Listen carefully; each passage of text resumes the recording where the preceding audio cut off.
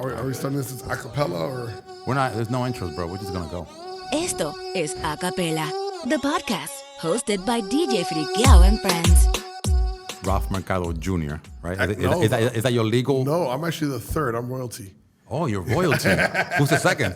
My father. Who's My the first? His dad. My grandfather. Yes. Oh, I didn't know that. My father was technically junior. I'm technically the third. But my grandfather passed away. My father was a teenager, so nobody ever knew of him or knew that, so everyone just called my father Ralph and just assumed I was junior. Good. For as long as I've known you, this is the first time. This is the first time that I find that out. I am the third. The third. The third. Official license says like the 3 capital I's. Okay. So walk me through, your father's career. Just give me highlights, right? Because obviously it's a long story. It's a long, storied career. Began in Brooklyn. My father grew up down on Pacific Street. Yeah. In Brooklyn. And as a teenager, he started doing dances in the basement of the building they lived in. Back then, he used to do waistline dances. Yeah. So he used to charge the girl a penny for every inch of their waist. A penny for every inch of their waist. Inch of their waist. So the fat chick got charged the most. And he used to Sin ofender a nadie, pero la gordita pagó más. He used to say that was his favorite part, was measuring all the girls. So a 36-inch waist was what, $36? No, it's like 10 cents an inch or something like that. Oh my God, dude. So $3.60 to get it. Okay. It was back in the day. Eventually evolved to a nightclub, became a 3-in-1 nightclub in Brooklyn. And from there it grew. I mean, the interesting part about my father, a lot of people don't know, is they know him for the Latin music and the salsa scene. But my father didn't start in Latin music. He started in the R&B world. He did. My father... R&B parties? R&B, my father used to manage James Brown. First person to take James Brown to Puerto Rico. James Brown and James, James Brown. Step back, kiss myself. Yeah, James Brown. First person to take James Brown to Puerto Rico. But he used to have a company called Showstoppers. And Showstoppers used to supply the R&B acts all up and down the East Coast. Temptations, Delphonics, Stylistics. That's where he started in the R&B world. Eventually evolved. And all American. This is not, no di que bilingual R&B. No. Cantando di que español. Okay, it was straight up R&B. Straight up R&B, That's where he started managing booking acts. From there, he actually started doing a show called Showstoppers at the Javits Center. It was a lot smaller than it was now, but the Showstoppers show at Javits Center would be like Temptations with a Ruben Blades. Willie Colon with James Brown, mixing the two worlds of the African Americans and the Hispanics. Yeah. And he do thousands of people. And then eventually he just started more and more crossing over into the Latin world. All right, so una pausa ahí. So your dad's background was what? Because I read he was half Puerto Rican, half Dominican. Half Puerto Rican, half Dominican. Okay. Dominican father, Puerto Rican mother. Okay, and your mom is what? My mom's Puerto Rican. Your mom is Puerto Rican. Yes. So your dad had the Dominican flavor, your mom had the Puerto Rican flavor. Yes. Okay. So he was doing R&B. How did he go into how did he go into the salsa? Because he started doing the fusion, I guess, right? So exactly. I mean, he grew up in a Latino community, in a Latin household. He was very familiar with the music, but at the time, his first footsteps were in the R&B world. He found that opening. And you got to remember, at the time, when Latin music wasn't as big and as popular as we know it to what it became. But then he started to see this growth in the Latin world. And that's when he started doing the fusion stuff. And then eventually he got into the managing and booking of Latin artists. He managed, Hector Lavoe, Eddie Palmieri, eventually became the manager for Celia Cruz, Tito Puente, and so on. And a lot of the Fania All-Stars, at the peak of Fania, my father was a manager for several of the artists, but also the promoter for all the Fania shows and concerts. So, for example, the Fania All-Stars live from the Cheetah, that was my father's night at the Cheetah, he was the promoter. The Fania concert at Yankee Stadium was actually my father's concert. But were they superstars already? How did he get into So they weren't superstars. Him as the manager promoter alongside Jerry Masucci, the owner of Fania, along with Johnny Pacheco, helped just grow this movement. And the salsa explosion back then was just incredible because us as a people in Nueva York, we never had that. We never had our own thing and our own sound and our own artists. and it just blew up. I mean, So él estaba ahí desde cero. Yep. Wow. So entonces, all right. So then he goes on to manage Celia. He goes on to manage all these great artists. And then we, like, at least my time, at least what I started learning about your dad, the Mark Anthony's of the world, the La Indias, So in the 80s, he opened up his own record label, RMM Records, which became one of the largest independent record labels in the world. I think all said and done, we had over 64 artists on the label. I mean, everybody from Mark Anthony to India, Eddie Palmieri, Tito Puente, Celia Cruz, Oscar de Leon, Jose Alberto Canario, Johnny Rivera, Ray Sepulveda, Tito Nieves. I mean, the list goes on. They were all on that label. They were all on that label. ¿Y eran ya superestrella o eran ya que estaban comenzando? Who was like the biggest star at the time? Do you recall? I mean, listen, the biggest stars, and to me, still to this day, was Celia Cruz and Tito Puente. Celia, yeah. I mean, just, the king and the queen. They all over the world. And that's what helped the explosion of the Latin music.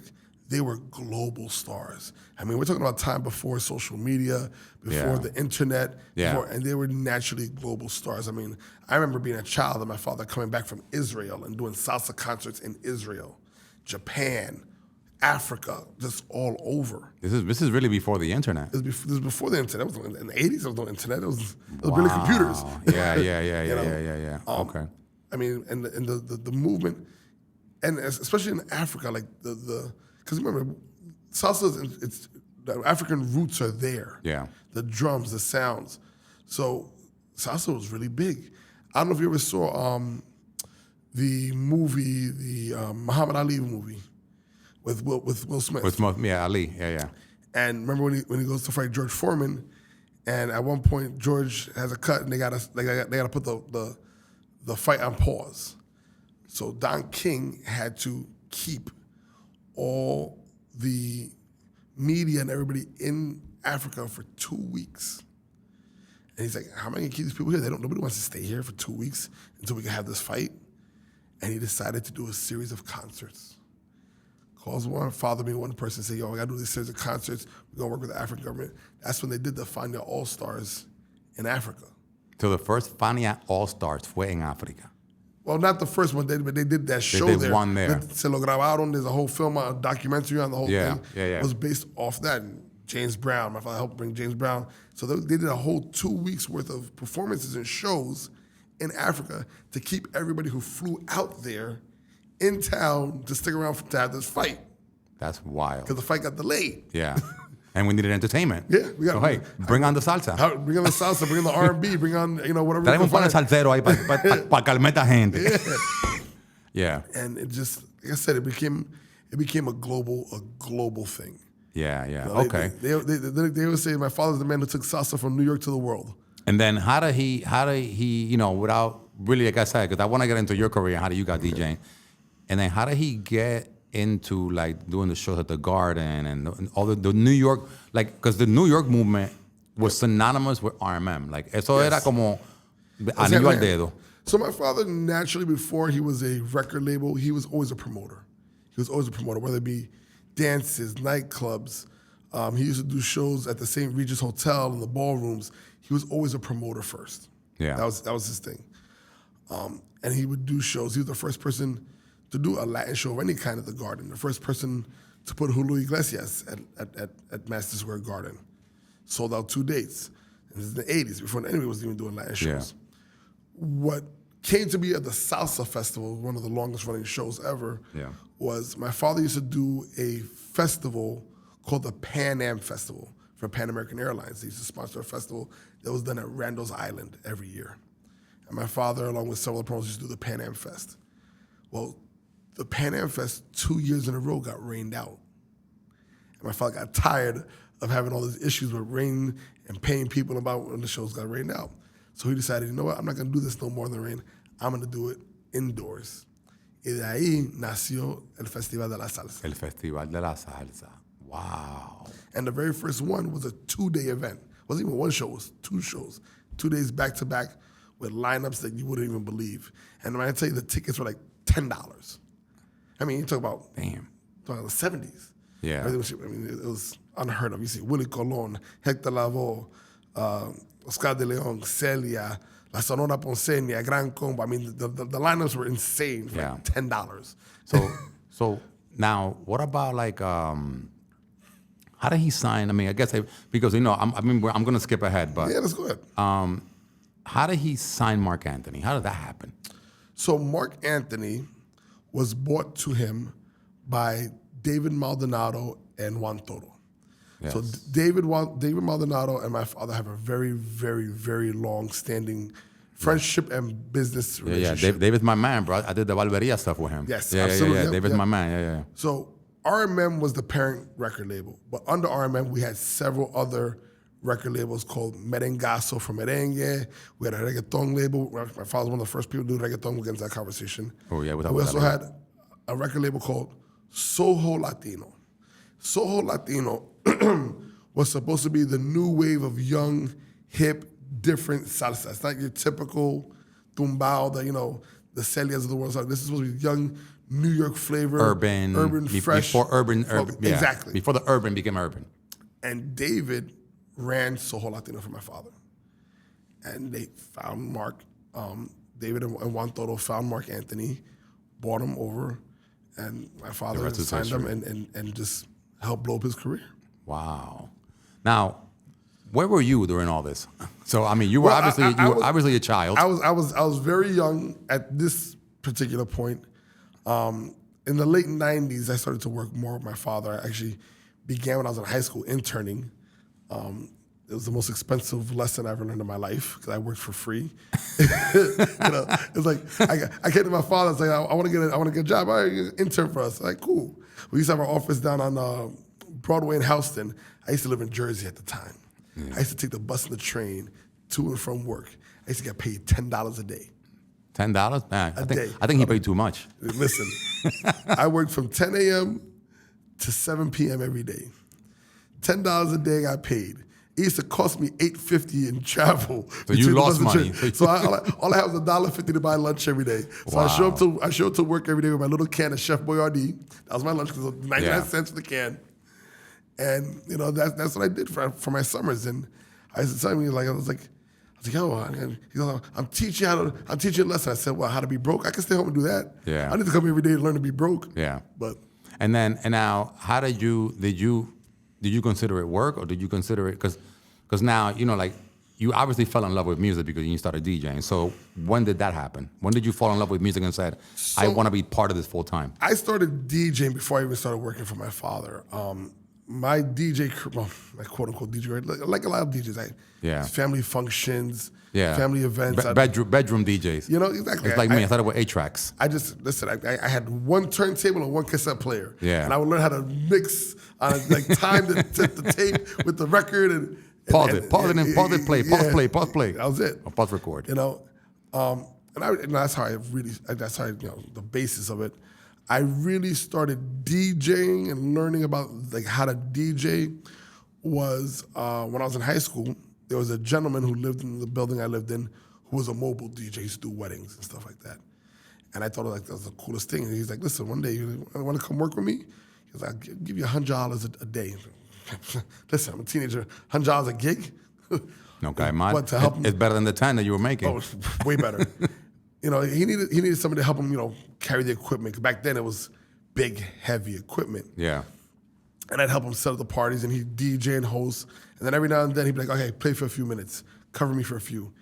And I learned how to use the equipment. My high school days, later on, like my senior year of high school, there used to be a place in Jersey called the Sound Garden in Lodi, New Jersey. Yes, I know Soundgarden. And Soundgarden used to do teen parties. Yes, I remember. So one of my godfathers, I have 15 of them. Long story. Yes. That's for another episode. One of my godfathers was Paco Navarro. From El Locutor. El Locutor de Mega and KTU. So Paco knew the owner of Soundgarden. So I called him up. I said, yo, I want to DJ this teen party. So he called the owner. Yeah, Eugene. Yes. Very well. See, look at you. Hey, man, I'm from Jersey. And Eugene gave me a chance to play at Soundgarden. Now, how old were you at that? 16, 16. Playing at this teen party? Yep. Yeah, okay. That must have been a big deal, though. So it was. And I was excited. I'm with my boys. And I'm like, well, I was like, you need a name. Yeah. You need a name. I'm like, what's my DJ name? I was like, I don't know. And someone just like, yo, you're gonna wreck it up. Like you're wreck. I was like, okay, we running with it. Like there was no thought to So it. That's how you got the name Wreck. That's how it started. Wow. And then from there, obviously you continue to DJ, you continue to go. I continue to build my career, the New York City nightlife, and just build from there and keep going. Yeah. It wasn't until my father unfortunately got ill, I stopped DJing to go help him run the company full time. Did that for several years after his passing. And then I missed what I loved. I just love music. Yeah. Whether it's DJing or producing, I've produced music also.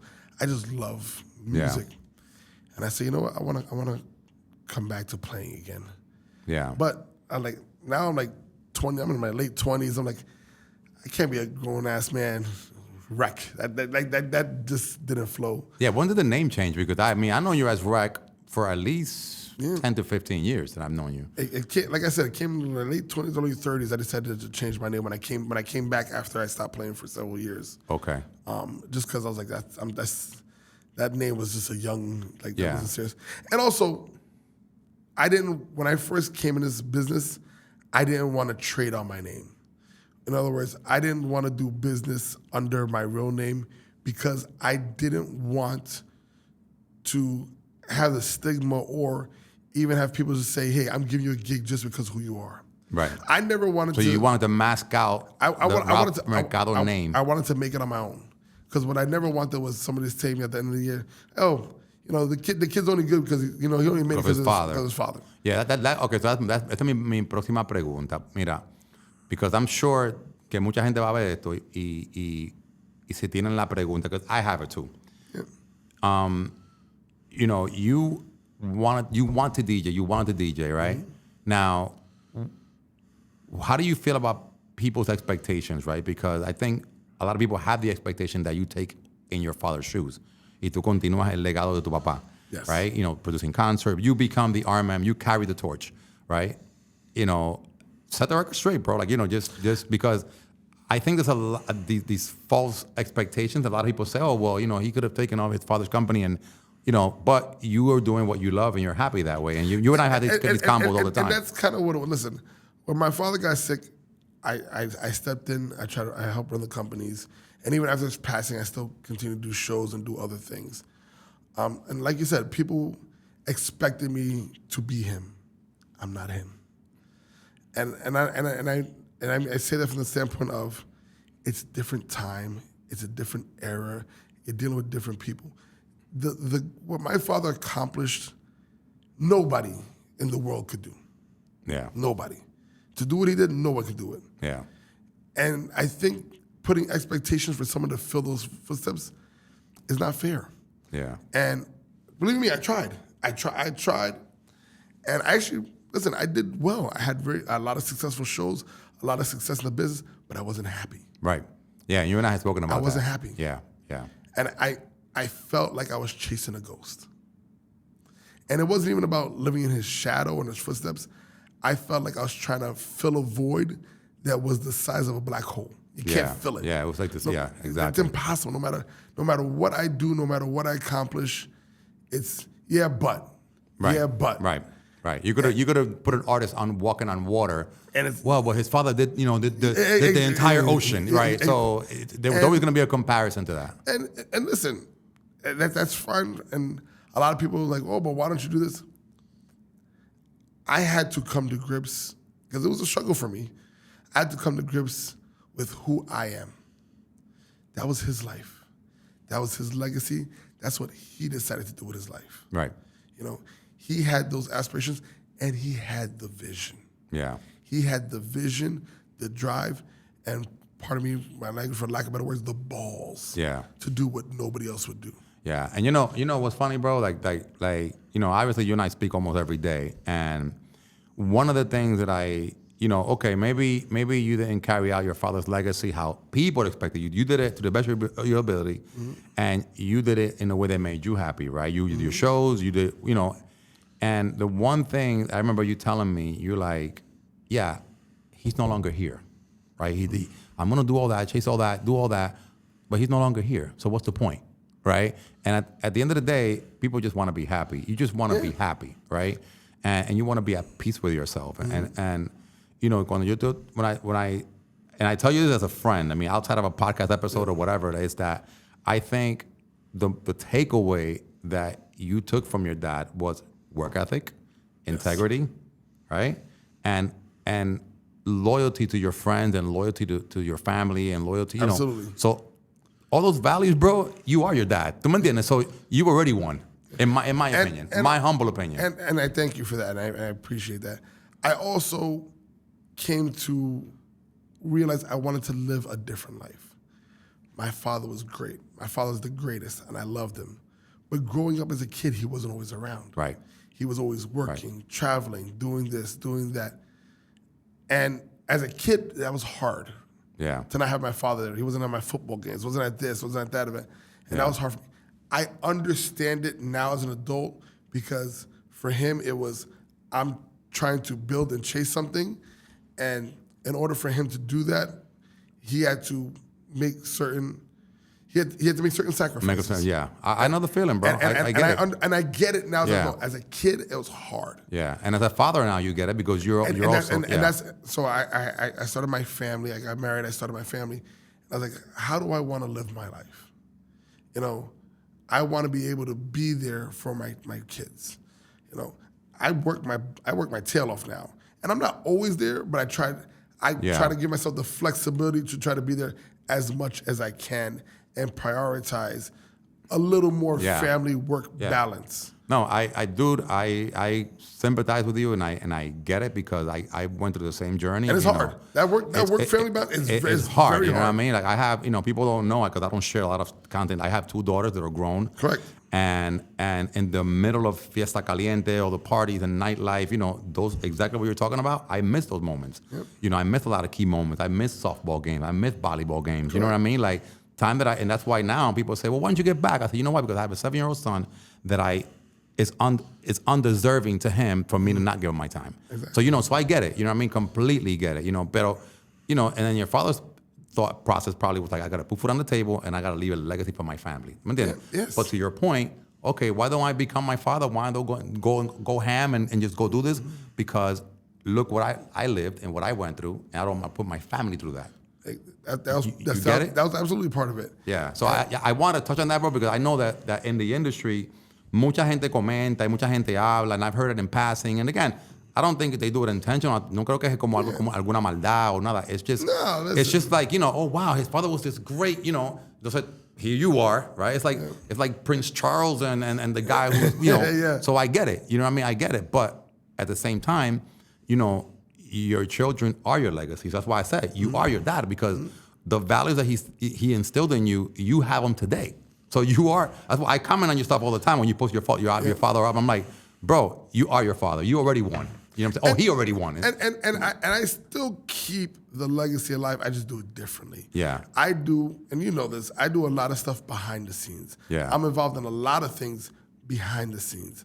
I don't need to have my name be Ralphie Mercado. Yeah. Because you know what I also learned? When you're on Front Street, the whole world wants a piece of you. Right. And I learned an unfortunate lesson when my father took ill.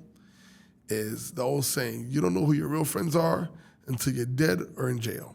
Oh, 100%. And I saw a lot of people who were in the industry, who were there with him every day, eating off of him and doing all this stuff, disappeared. Yeah. Disappeared. Never called my mother not once to see how he was doing. Do you guys need anything? Can I help? People my father took care of for years.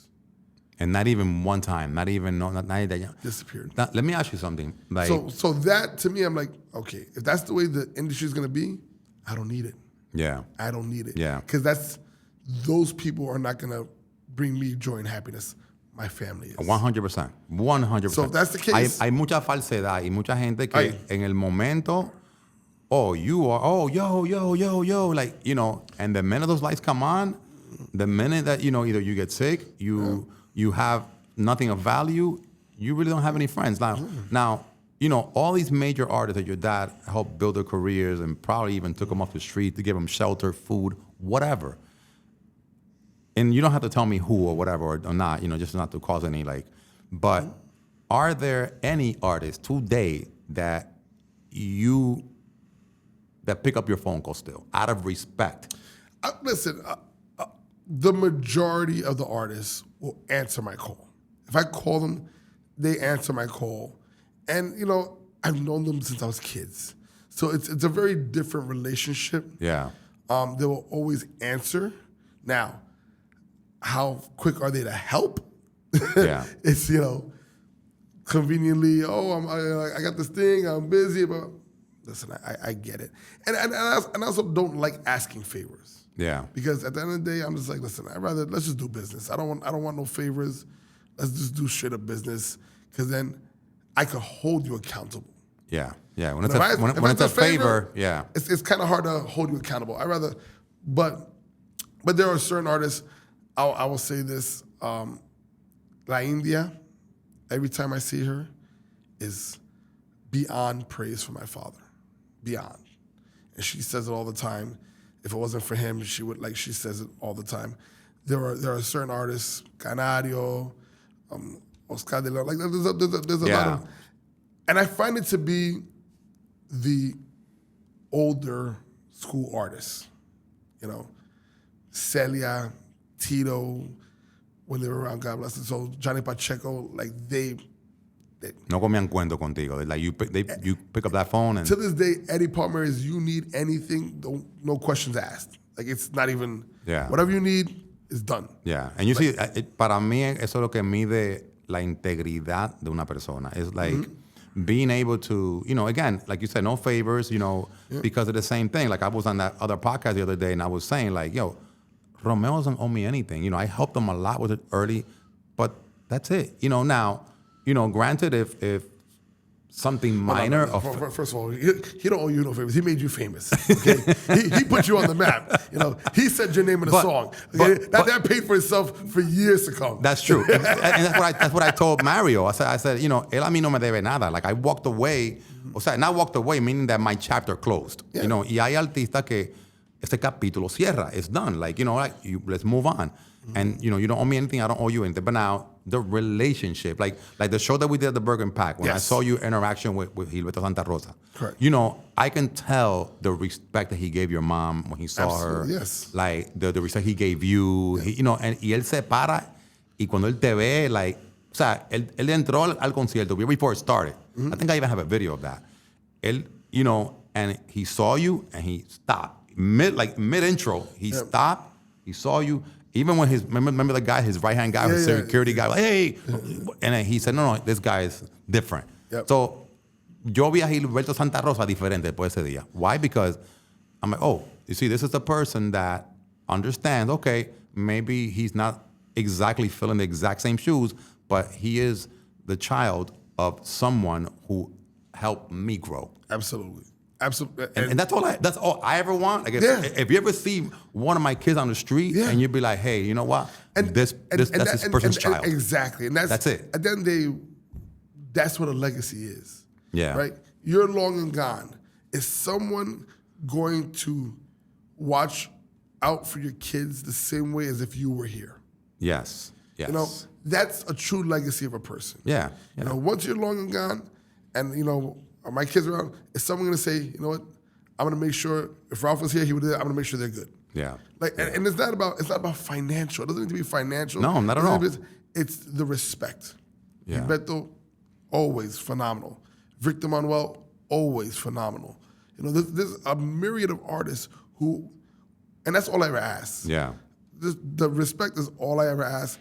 I don't need you to say, hey, you charge 60, do a show for me for 30. Because that's not reality. Yeah, because it's business. At the end of the day, it's business. Yeah. Because they have a business. They have to make their money. They have their team. They got supply. Yeah. I'm not sitting here, and a lot of people are like, oh, but you're a cool artist. Can't you get a discount? I don't know how to ask. Yeah. I don't want to ask. Yeah, I'm the same way. I'm the same way. I don't. Yeah. My personal relationship has nothing to do with business. Exactly. I can go hang out with you all day long, and that's a good segue, right? Because I think especially now in this club industry where we live and what we do, you know, a lot of people, you know, you tend to become friends, like, you know, especially like promoters, DJs, club owners, you tend to become friends with people, and you tend, or at least you think that you're friends. No, that's... ¿Tú me entiendes? We don't have that much time. No, but we're going to get into the DJ thing, right? Because, you know, like you've been DJing for a long time, and you've been a professional, phenomenal DJ, I may add. Thank you. You know, you were no DJ king, but you know, you were a club king. But that's another conversation. But well, just because you jump ship, just because you know you were a club king first. I was a club king, and then jump ship. I'm not gonna say como un lambón, pero I'm not gonna un lambón, pero but you know, I think there's a misconception too, because people swear that you being a promoter / DJ / club owner, whatever it is, you know, there's a business relationship there, right? Correct. And when you have to make a decision based on business, people take it personal. And it's hard. It's the hardest thing. And it, you know, it happens every day. And it's like, oh, but come on, help me out. You're my boy. Listen, there's a movie called Cinderella Man with what's his name? Russell Crowe. And there's a scene that he's at the promoter's office. And somebody mentions to the promoter, oh, you have no heart. You know what the promoter says? He goes, my heart is for my family. My brains and my balls are for business. Yeah. So you know. There's a line.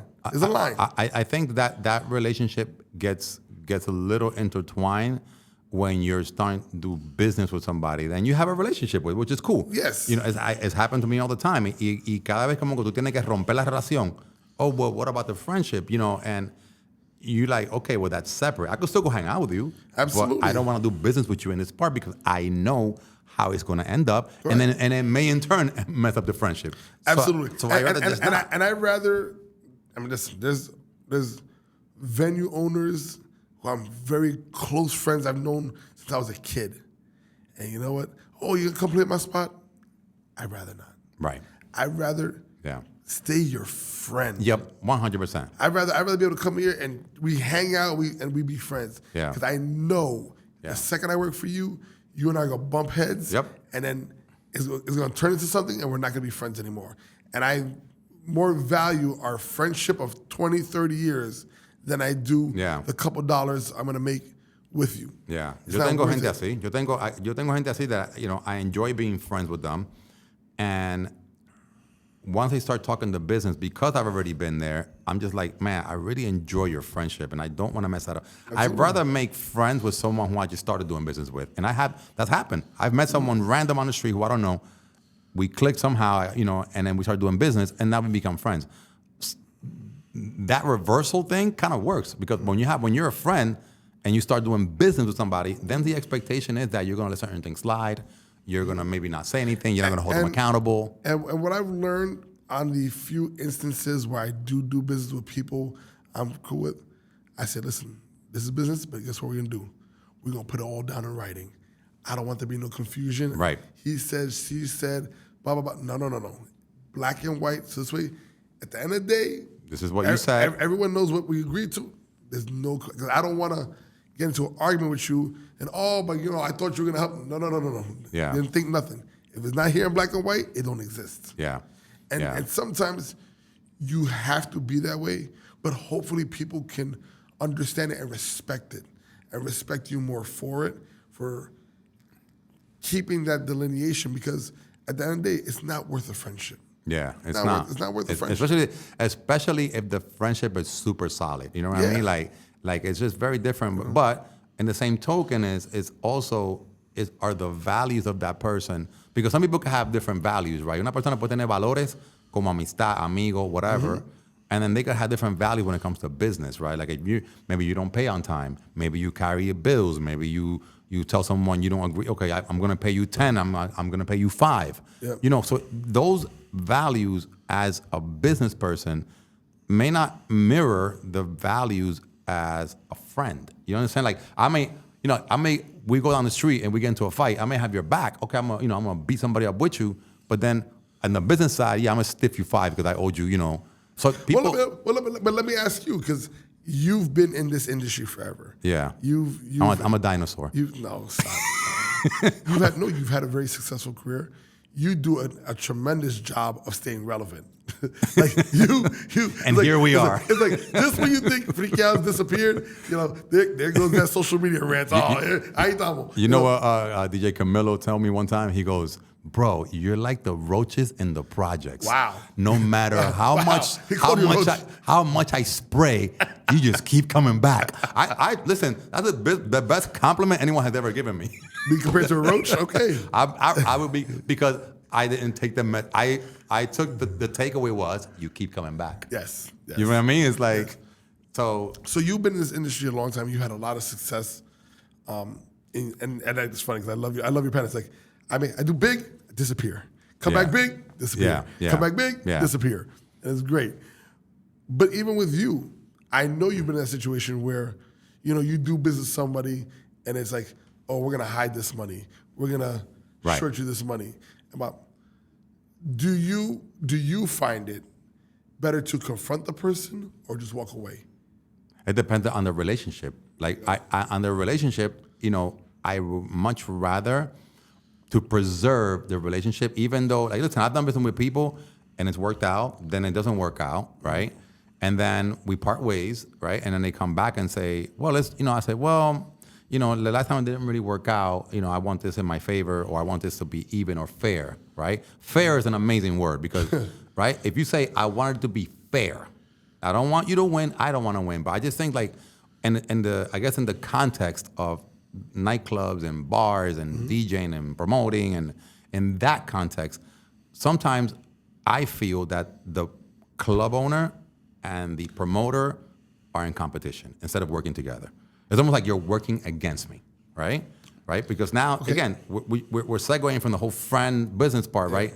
But when it comes to the promoter-owner relationship and DJ and whatever, I don't know, brother. It never, and I'm not going to say never because I've been in clubs that felt like teamwork, but I've been in other clubs where it felt like I'm working against you, Mr. Club Owner. I'm working against you. So, but is that because everyone is trying to maximize their dollar? Yeah. Because, the promoter's trying to make the most money he can for himself. So he wants whatever deals and everything is favorable for him. The venue owner is trying to do the same thing. And the venue owner's like, yeah, I need this promoter, but I don't want to let him make too much money because I want to make more. And it's also, I find a lot of it comes down to money is control. It's power. A lot of people get this thing about who has more power. Oh, the promoter's like, you need me more than I need you. Or the venue's like, I don't need you. I've seen that happen. I've seen that all the time. It's not even about the money. It's the power/ego trip on who's more important. Yeah. What came first, the chicken and the egg? Who's more important, the guy who brings the people or the guy who paid millions of dollars to build the venue so you could bring the people? Yeah. We're all important. I mean, I just think it's teamwork, bro. Like, I just think, y más ahora, like, okay, now moving on to that, the current state of affairs of nightlife right now, right? Like, go. Go. The current state of affairs of nightlife is arguably the worst I've seen it. From a financial standpoint, from a consumer enjoyment standpoint, let's be clear. And go back to your podcast the other day. And you mentioned about owners building all these bells and whistles and lights. And what about the marketing? How about the hospitality? Forget the marketing. Yeah. You build all the club, all the fancy lights, all the screens. Yeah. How about making people feel welcome and want to be back? Yeah. Because I've been to holes in the wall that has nothing. Yeah. But guess what? They'll treat me great. I want to go back every single time. Yeah. You know what's funny? There's a place in Miami. I'm going to give them a free plug. There's a place in Miami called Yesterdays. Okay. It's in Brickell. Like right around the corner from like East Hotel or whatever. It's a hole in the wall, dude. It's a hole in the wall. It's always packed. You can never get in there. You know why? Because it's like a house party kind of feel. People feel like there is some underground basement party with illegal liquor. Like, it feels like that. I go there because it feels like that. I'm going to ask you a question. And this is more New York nightlife. I don't know about Miami anymore. when did we stop having doormen? Think about this. Yeah. The doorman. Now it's just security guards. A security guard. Running a line. Yeah. What happened to the guy at the front door that used to know and be like, oh, he's a VIP, let him in. Oh, he's what? Yeah. That right there set the tone for hospitality. And if I know this doorman over there, he was gonna take care of me. Guess what? I'm gonna go in there. I'm gonna feel like $1 million. I'm gonna spend more money. Yeah. Now it's everybody make the line. Everybody. What happened to the layers and levels of hospitality? What happened to somebody greeting you at the door saying, "Hi, welcome. Come on in, enjoy your evening." Yeah. Now what happened? Get online, get your ID out, get your money. Yeah. Bro, that experience already pisses you off when you walk in the club. Like, and I learned this from studying like economics books and seeing like the greeters. Like I learned the story of Walmart. Mm-hmm. You know why Walmart puts a greeter in front of every store? No. It is because they want psychologically to make you feel welcome. You never notice that when you walk into a Walmart? No, I know they have the greeter. Welcome. I know they have the greeter. I just never understood. This is psychology. They're there for a psychology. They're not there because whatever. They're there as a psychology to make you feel well, because that is the first experience you encounter. Absolutely. When you walk into their business, right? When I used to have LQ on Lexington and 48th, I used to have this discussion with my security guards because we used to have long lines used to wrap around the corner, and I used to tell the guys, listen. You are the very first experience the customer has. 1,000%. The way you ask somebody or demand somebody to get on a line is going to set the tone for the rest of the night. Yeah. I said, so if you come, somebody with an attitude, yo, get online, like, they're already pissed off. They're already negative. They're already pissed off. And guess what happens? They're not going to have a good time. They're not going to want to stay. They're not going to spend money. Yeah. I said, you set the tone. Security guards outside of a venue are the most important because of the first interaction. Yeah. And people they forget about that level of hospitality. And, what you said about the marketing stuff is great and you're spot on. But the entertainment is missing hospitality. It's missing just the vibe and people. No. It's missing so much stuff that and people try to do this whole cookie cutter and they think it's all the flash and the lights and the videos and that. So what you're saying, that fiesta caliente is needed out here? Yes. Me pasé. Yes. Hospitality groups are needed. You know what's funny? Like, mira, después que yo grabé ese podcast con Super Mario, shout out to Super Mario, by the way. That podcast, that episode was amazing. Amazing feedback. Mucha gente me ha escrito, right? And they're like, man, just watching you talk through that, some of those memories makes me feel like, this one person wrote me this long thing and, and it was like, it makes me feel like it's gone. It's not coming back. It's over. Like, it makes me sad but it doesn't have to be. It doesn't have to be. It doesn't have to be. I'm going to give you a perfect case in point, and you know about this. So back in September, myself and two of my associates, Che and Jay, decided to start doing this R&B party on Thursdays. Yeah. We took a venue that had nothing. First couple weeks, dead. Like, we were 5 people, 2 people, 10 people. We were taking L's. But we kept being consistent. Past Thursday, we did over 300 people. We're doing very well. But here's what happens, right? One of the partners, Jay, Jay's the best at this. You know what Jay does all night? He goes around personally to every single person. Good evening. How you doing? How's your drinks? You good? You need anything? You cool? This man takes his own money, buys a bottle of tequila every night. Yo, it was your birthday? Come on, we're gonna have some shots. Yeah. Oh, you're somebody? Come on. And you know what's funny? And I know Jay. Jay does that without even working. When I've hung out with, that's just his love. He is just that person. He is just that host. But that goes so far. That's why I love hanging out with him. He's like, yo, I'm coming to Miami. I said, bro, just say less. But that goes so far with the customer because they're like, wow, somebody cares. Right. Somebody's asking me. They just didn't take my money. And that's the difference. Yeah. Service industry is supposed to be about service. When do we get away from service and just focusing on $1? Yeah. Everyone wants a quick buck, and I feel like people don't want to work anymore or give that level of service for people to enjoy themselves. Now it's just like, flip over the next table, get them in and out. Like, That's Yeah, I think you hit it on the head with the hospitality thing, and I think, when I said to Mario, because I watched that clip over and over sometimes, just because I like to hear myself talk. I go back and replay it, and the one thing that keeps ringing back is that la conexión social entre el cliente y el promotor. Exactly. Because there's a relationship there. And that's so needed. Yeah. Because the club owner is not doing what Jay does. The club owner's not going around every table, shaking hands, making sure they don't. Yeah. They don't. And if the promoter is in there building that relationship, Correct. right? They're building it every week. They're that person is. People just call you, hey, where are you tonight? I mean, you know how many texts I would get like, hey, random on a Tuesday, if I'm home in my couch, where you at tonight? Because people know they have somewhere. Like I said it before and I'll say it again now. Like, people go where they are comfortable. Yes. If they're not comfortable, bro, you could have diamonds from Africa in your club and they don't care. They're just not. And I've seen nightclubs, bro, spend millions of dollars and forget about the hospitality part, which, I should have said that on the other podcast. So it's a great point that you make, but they forget that people want to go where they feel welcome. Lo dejo ahí ya because, again, all right, top 5 DJs. I'm going to put you on the spot. Oh my gosh. Okay, no, we do no. A comprometerte. Your top 5. I'm not going to say top 5 relevant. Because are we talking about genre?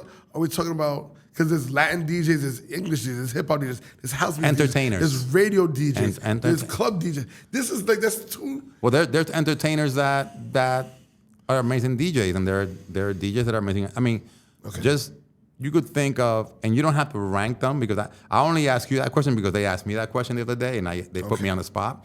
Pero tú puedes say, puede ser los top 5 DJs. No tienen que ser ni Latino. They could be anything. You don't have to, you don't have to stay in the box. You can go outside of the box. So I'm going to keep it to the worlds that I know best, which are the urban and Latin worlds. I love house music. Actually, no, I'm going to add one name there. I love house music. So I'm going to start top 5 DJs. Little Louis Vega. Okay. Oh, this is going to be hard. Okay. DJ Scooter. For me, one of the most talented, knowledgeable, musical, DJ Precise. Precise. Precise. Yeah. I'm a fan. Yeah. Precise is, let me tell you something, that guy is. He's a DJ's DJ. Yeah. Yeah. The problem with Precise is he don't talk. Yeah. Let me say something. I say this, and I said it to his face, and I say it anytime I can. If Precise learned how to work a mic, he'd be the greatest DJ in the world. Yeah, he's an amazing DJ. Hands down. Yeah. His creativity, his song. Precise and I do the R&B party every other, and yes, I'm sitting there like, the stuff he's pulling, I'm like, where do you pull that song out? I'm like, bro. Yeah.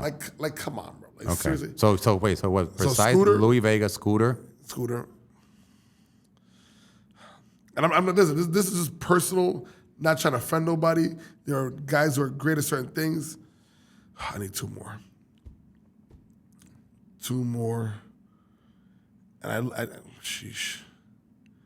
I mean, you don't have to be politically correct. I'm trying to go in my mental Rolodex because I just know so many DJs. Yeah, there's a lot of DJs out there. One of the people I looked up to that we lost recently, Mr. C. Yeah. There's nobody who can control a mic and a crowd like Mr. His mic game was. Yeah, Mr. C. And he commands respect wherever wherever he showed up. He would show up. I remember DJing with him at a club called Speed on 38th Street. Right? Was it Speed? The name of that club on 38th? Yes, Speed, right? Yes. So I remember I was his opener in the basement. Remember the basement downstairs? And with the DJ booth in the back. First of all, I hated Speed. Yeah. Remember when you walk in downstairs and that was the hottest one of the, like this, and I don't mean hot popping, I mean hot like I'm going to melt, I'm dying, like Speed, nah. Yeah, so I remember the only one time that I opened for him. I didn't open for him after that. But he was a boss. Like, he walk in and, he see you doing your set, he'll tap you on the shoulder. you got 2 more records, and then you're done. Like, it wasn't even like, hey, can you please let me know? He literally tapped me. He goes, you got 2 more records, and I'm on. Like, and I'm like, okay, yes, sir. Yeah. Like, it was that, but and when he gets on, get out the way. Yeah. When he gets on, get out the way. He turns to a different. I was blessed to have a very good relationship with C. Yeah. And I learned a lot from C. And then C and I are close. We're boys. It's like he said, stay out the way. Yeah. He'll push you like he's the boss. He's the boss. He's or in was his the boss. show, yeah. his element. No, big shout out. And then later on, we got to work together. Like, Right. C was definitely one of them. My number 5, and because I appreciate creativity, I appreciate the pioneer that he was, and just the different things, Baron Lopez. You know what? I have to agree with you. By the way, there's an interview with myself and Baron Lopez for 8 hours on the acapella acapella YouTube channel. How do you edit an 8-hour? Because we were on Zoom. Okay. And maybe it was the pandemic, so I'm on Zoom. I tuned in. I think it's supposed to be the 3rd hour. No, you know what's hilarious about that interview? It's about 8 hours straight, right?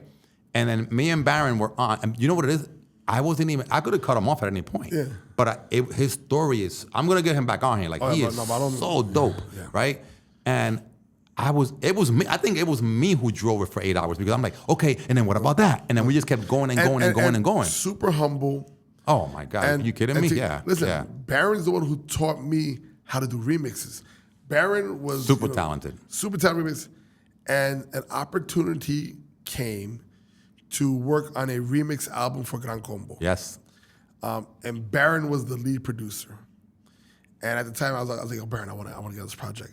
And I had ideas, but I never knew how to do it. Yeah. And I had ideas about, and Baron said, I'm going to get you on. And obviously, I knew the people from Combo Records. Shout out to Ralph and Jeff and the whole team over there. And they're like, yeah, sure. But truth be told, I didn't know what the fuck I was doing. Yeah. Like on a technical side. Yeah. And Baron's like, yo, I got you. I'm an engineer. And he sat there with me, and I said, yo, I have this idea. And him and I was blessed to do several songs on the album. I did the first one. Yeah. And they gave me a couple more. And I did several songs. But it was Baron, and he took that time to show me and help me. No argument. Like, no argument. That's a great idea. Maybe we tweak it like that. Yeah. But and then I'm like, yo, my remix are fire. I'm like, dope. Like, you can't tell. Yeah. And then I hear his shit. I still every now and then. And then I heard his shit. I'm like, you son. Every now and then. I gotta go back and change mine. It's like a rapper. I gotta go cut a new verse. Every now and then I listen to some of his remixes and just like, I'm like, I don't know how he did that, but all right. Now, but for the record though, I won that battle. Oh. Okay, listen. I'm gonna say right here. Listen, I got robbed, and we know. Because even Baron, after that overtime, was like, "Bro, you won. It wasn't even close." I got robbed. Listen, I got robbed. All right, that's for another time. We're gonna leave it there. We're gonna leave it there. Maybe we'll have you and him on one day and be like just together. And he told me so man that I won. You guys could duke that out. All right, so how can people find you? Just redes sociales. I'm everywhere, and see, I've learned from my man Freak out here. Branding, everything I do is at Ralphie Mercado. Everything. Facebook, Instagram, TikTok, Twitter, Thread, Mi Gente, MySpace, at Ralphie Mercado. Even my website, RalphieMercado.com.